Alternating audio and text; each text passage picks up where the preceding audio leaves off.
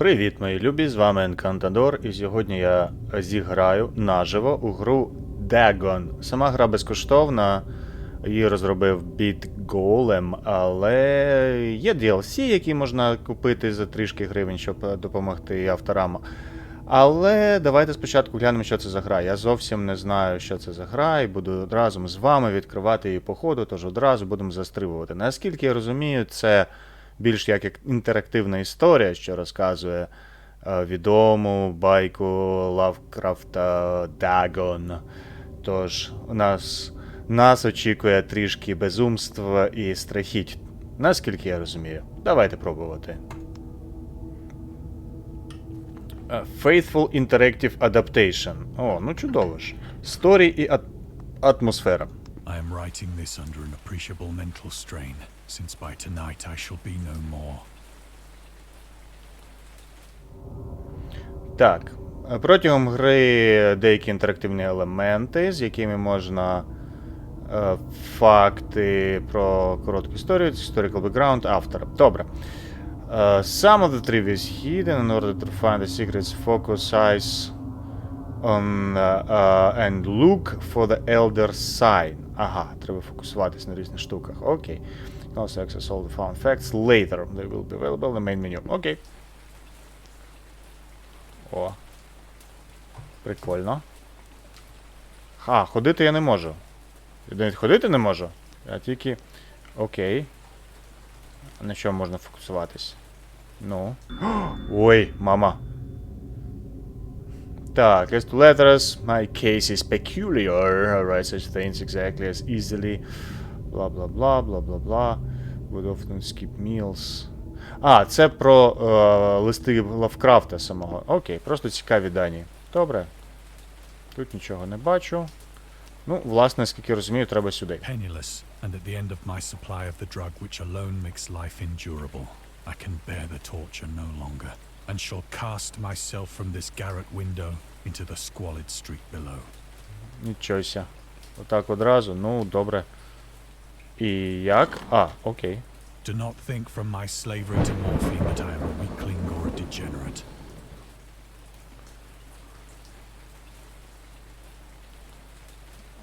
When you have read these hastily scrawled pages, you may guess, though never fully realize, why it is that I must have forgetfulness or death. Ну, добре. Ага. Це цікаві факти про морфін. Окей, про морфій. Окей. It was in one of the most open and least frequented parts of the broad Pacific that the packet of which I was supercargo fell a victim to the German sea raider. Окей.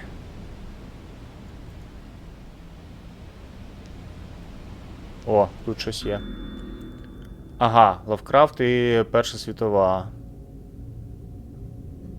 Dagon був написаний через місяць після того, як Сполучені Штати приєднались до Першої світової, ясно. Він намагався... Ага. Ну, добре. Теж цікаві факти.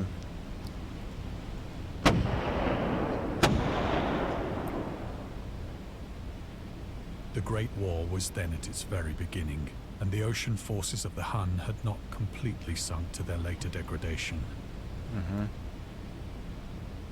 So that our vessel was made a legitimate prize, whilst we of her crew were treated with all the fairness and consideration due us as naval prisoners.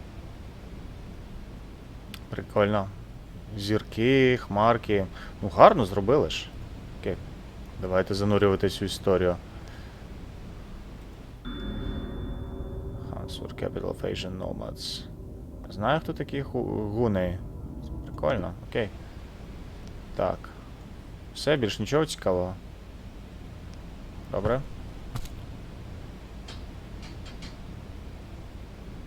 So liberal, indeed, was the discipline of our captors, that 5 days after we were taken, I managed to escape alone, in a small boat, with water and provisions for a good length of time.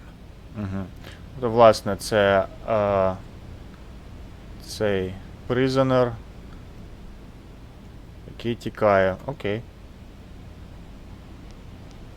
Трішки провізії захопив і тікає з корабля. When I finally found myself adrift and free, I had but little idea of my Як surroundings. гарно. Never a competent navigator, I could only guess vaguely by the sun and stars that I was somewhat south of the equator. Of the longitude, I knew nothing, and no island or coastline was in sight.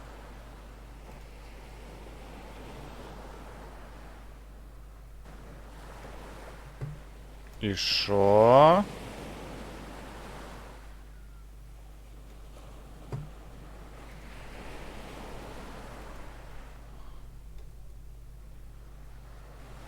Треба знайти щось інтерактивне, щоб з цим повзаємодіяти. Сонце.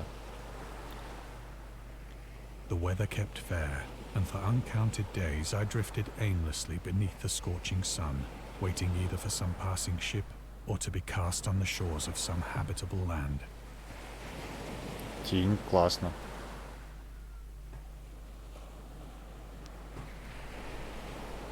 А, о, значок. Ой-ой-ой. Ага, Dagon був написаний у... це що у нас? Червень 1917. Липень. Ага. Ну, окей. But neither ship nor land appeared, and I began to despair in my solitude upon the heaving vastness of unbroken blue. The change happened whilst I slept.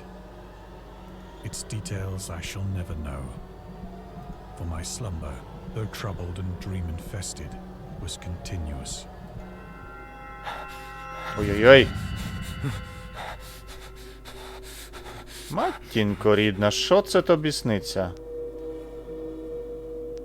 When at last I awoke, it was to discover myself half sucked into a slimy expanse of hellish black mire, which extended about me in monotonous undulations as far as I could see. То ж не сниться, це ти проснувся і таке бачиш, And in which ой-ой-ой. my boat lay grounded some distance away. Though one might well imagine that my first sensation would be of wonder at so prodigious and unexpected a transformation of scenery, I was in reality more horrified than astonished. For there was in the air, and in the rotting soil, a sinister quality which chilled me to the very core. The region was putrid with the carcasses of decaying fish, and of other, less describable things which I saw protruding from the nasty mud of the unending plain. Perhaps I should not hope to convey in mere words the unutterable hideousness that can dwell in absolute silence and barren immensity. Як же ж мрачно і пафосно він пише, але круто. There was nothing within hearing, and nothing in sight, save a vast reach of black slime. Yet the very completeness of the stillness and the homogeneity of the landscape oppressed me with a nauseating fear. The sun was blazing down from a sky which seemed to me almost black in its cloudless cruelty, as though reflecting the inky marsh beneath my feet.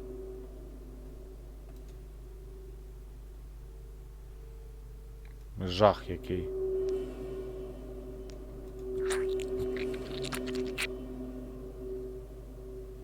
As I crawled into the stranded boat, I realized that only one theory could explain my position. Through some unprecedented volcanic upheaval, a portion of the ocean floor must have been thrown to the surface, exposing regions for which innumerable millions of years had lain hidden under unfathomable watery depths. Unfathomable. Клас. So great was the extent of the new land which had risen beneath me that I could not detect the faintest noise of the surging ocean, straining my ears as I might. Nor were there any seafowl to prey upon the dead things.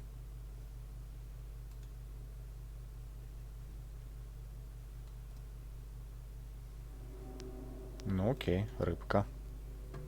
For several hours I sat thinking or brooding in the boat, which lay upon its side and afforded a slight shade as the sun moved across the heavens.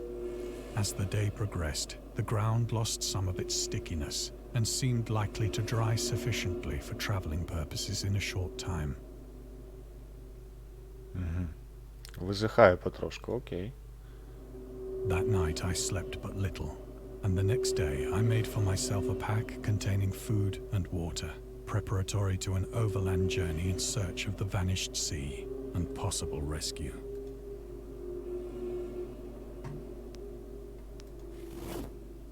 On the third morning, I found the soil dry enough to walk upon with ease. The odor of the fish was maddening, but I was too much concerned with graver things to mind so slight an evil, and set out boldly for an unknown goal. Ну, що сидіти, треба йти.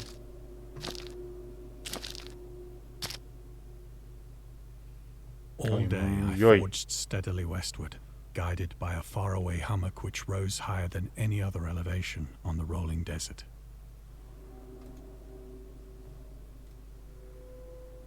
Правильно. High ground. Наше все. Цілий кит.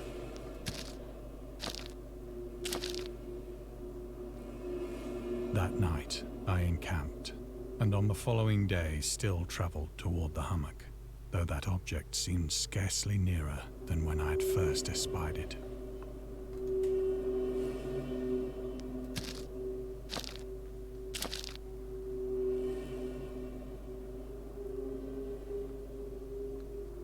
By the fourth evening, I attained the base of the mound, which turned out to be much higher than it had appeared from a distance, an intervening valley setting it out in sharper relief from the general surface. Too weary to ascend, I slept in the shadow of the hill. I know not why my dreams were so wild that night, but ere the waning and fantastically gibbous moon had risen far above the eastern plain, I was awake in a cold perspiration, determined to sleep no more. Such visions as I had experienced were too much for me to endure again, and in the glow of the moon I saw how unwise I had been to travel by day. Without the glare of the parching sun, my journey would have cost me less energy. Indeed, I now felt quite able to perform the ascent which had deterred me at sunset. Picking up my pack, I started for the crest of the eminence.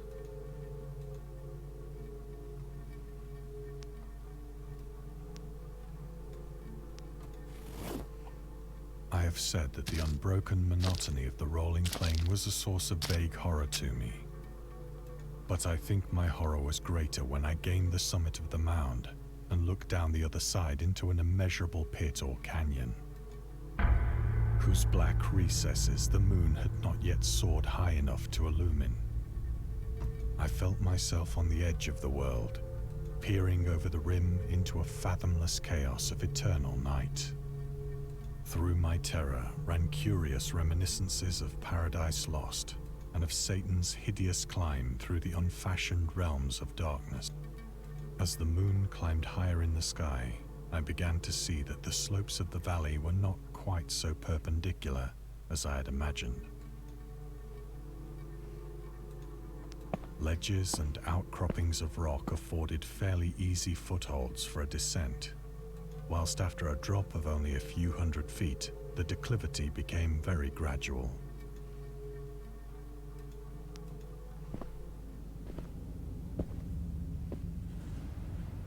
Urged on by an impulse which I cannot definitely analyze, I scrambled with difficulty down the rocks and stood on the gentler slope beneath.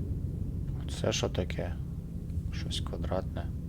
Gazing into the Stygian deeps, where no light had yet penetrated. All at once, my attention was captured by a vast and singular object on the opposite slope, which rose steeply about 100 yards ahead of me. An object that gleamed whitely in the newly bestowed rays of the ascending moon.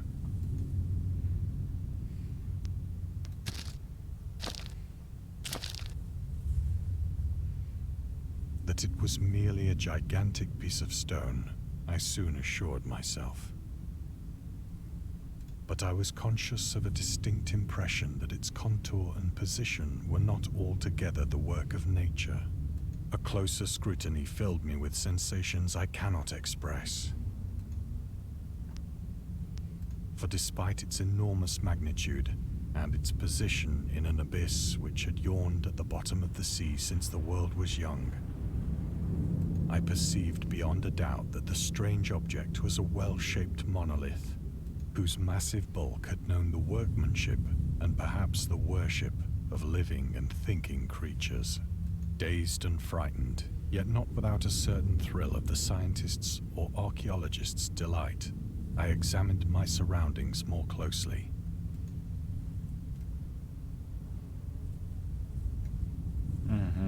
Давай додосліджу. Та, щось... Тільки одна точка.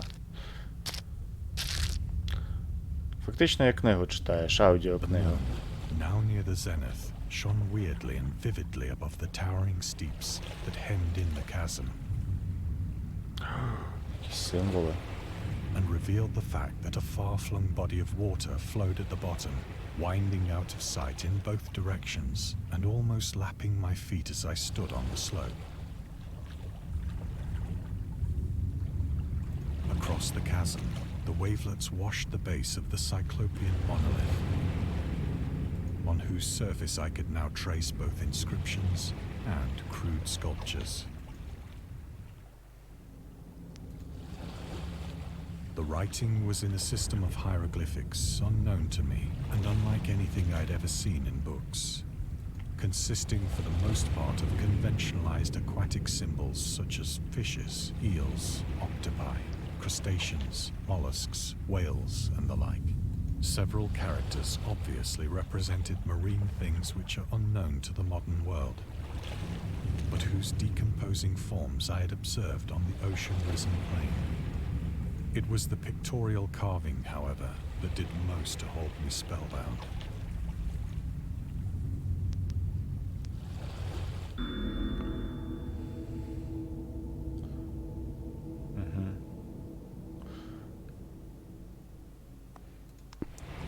Так, ну добре, давайте далі. Plainly visible across the intervening water, on account of their enormous size, were an array of bas-reliefs whose subjects would have excited the envy of a Doré. I think that these things were supposed to depict men, at least a certain sort of men, though the creatures were shown disporting like fishes in the waters of some marine grotto. Якісь риболюди. Paying homage at some monolithic shrine, which appeared to be under the waves as well. Of their faces and forms I dare not speak in detail, for the mere remembrance makes me grow faint. Grotesque beyond the imagination of a Poe or a Bulwer. They were damnably human in general outline, despite webbed hands and feet, shockingly wide and flabby lips, glassy, bulging eyes, and other features less pleasant to recall. Ой, жах який. Curiously enough, they seem to have been chiseled badly out of proportion with their scenic background. For one of the creatures was shown in the act of killing a whale, represented as but little larger than himself. I remarked, as I say, their grotesqueness and strange size, but in a moment decided that they were merely the imaginary gods of some primitive fishing or seafaring tribe. Ну, не такі вже примітивні і не такі вже боги. Але хай най буде. Знайшов собі найбільш логічне пояснення. Окей. Some tribe whose last descendant had perished eras before the first ancestor of the Piltdown or Neanderthal man was born. Awestruck at this unexpected glimpse into a past beyond the conception of the most daring anthropologist, I stood musing whilst the moon cast queer reflections on the silent channel before me. Then, suddenly, I saw it. Іт. Ой. Ой. Блін, мороз по шкірі. With only a slight churning to mark its rise to the surface, the thing slid into view above the dark waters. Сіть! The thing beast-like and loathsome, it darted like a stupendous monster of nightmares to the marlin,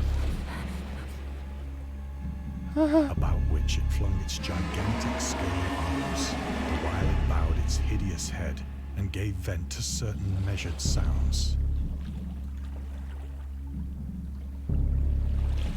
I think I went mad then. Of my frantic ascent of the slope and cliff, and of my delirious journey back to the stranded boat, I remember little.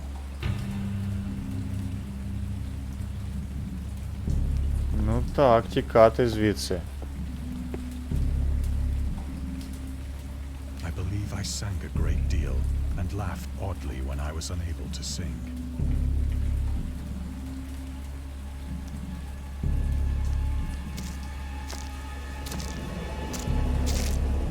З глузду з'їхав і втікає. Ну, I have логічно. indistinct recollections of a great storm sometime after I reached the boat.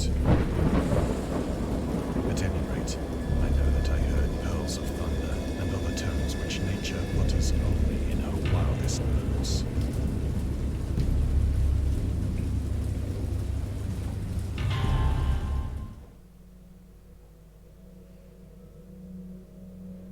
When I came out of the shadows, I was in a San Francisco hospital. Нічого сі. Ну, тобто, технічно можна списати на те, що під палаючим сонцем посеред океану у нього він поїхав глуздом і були різні видіння. Або він насправді потрапив у інший вимір, де оце от блукав і бачив цей моноліт, це створіння. Ну, логіку вмикаємо, так? Brought thither by the captain of the American ship which had picked up my boat in mid-ocean. In my delirium, I had said much, but found that my words had been given scant attention. Of any land upheaval in the Pacific, my rescuers knew nothing. Nor did I deem it necessary to insist upon a thing which I knew they could not believe. Так, ніхто б тобі все одно не повірив. О. 3 есе. Угу. Прикольно. Трішки про Лавкрафта. О, це що?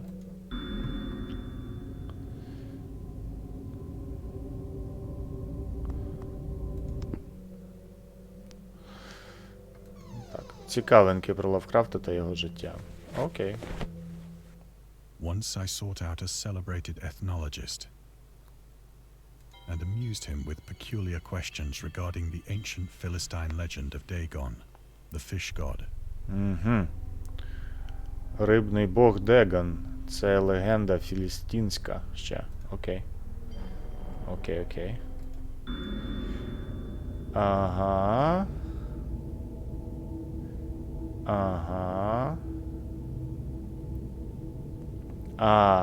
Mistakenly taken for a fish god. Тому що неправильно інтерпретують його ім'я. Dag means fish. Окей. Лавкрафта це підводне божество. Alrighty. Так, можна піти сюди. Більше не бачу нічого цікавого. Пішли.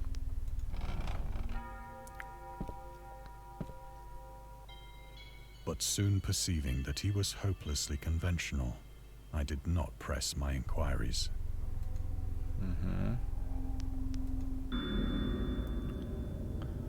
Ага. Дерлет.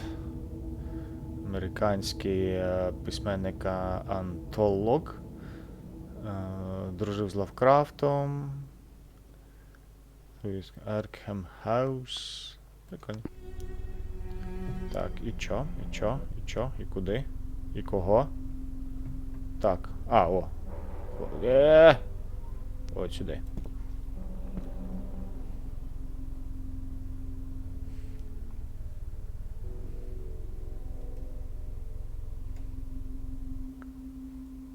І що тут мені робити? Просто гуляю по кабінету туди-сюди.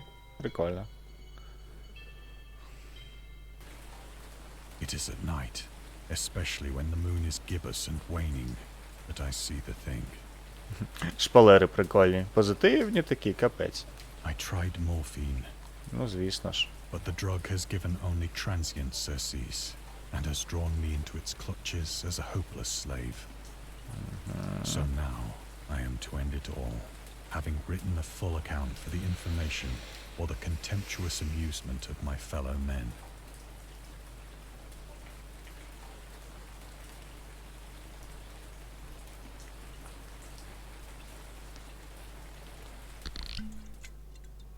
Often I ask myself if it could not all have been a pure phantasm, От. Слушна a думка. mere freak of fever, as I lay sun-stricken and raving in the open boat after my escape from the German man of war. This I ask myself, but ever does there come before me a hideously vivid vision in reply. I cannot think of the deep sea without shuddering at the nameless things that may at this very moment be crawling and floundering on its slimy bed, worshipping their ancient stone idols and carving their own detestable likenesses on submarine obelisks of water-soaked granite. I dream of a day when they may rise above the billows to drag down into their reeking talons the remnants of puny, war-exhausted mankind. Of a day when the land shall sink and the dark ocean shall ascend amidst universal pandemonium.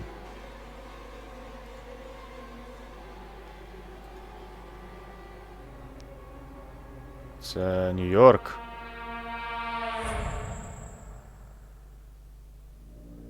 The end is near. Ай-яй. I hear a noise at the door, as of some immense slippery body lumbering against it.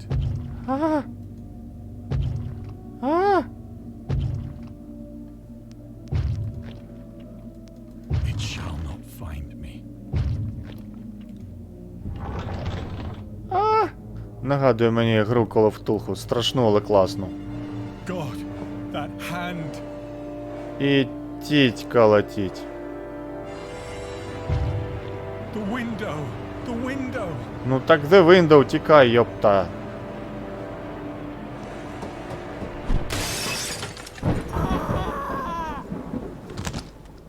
Шльопсь.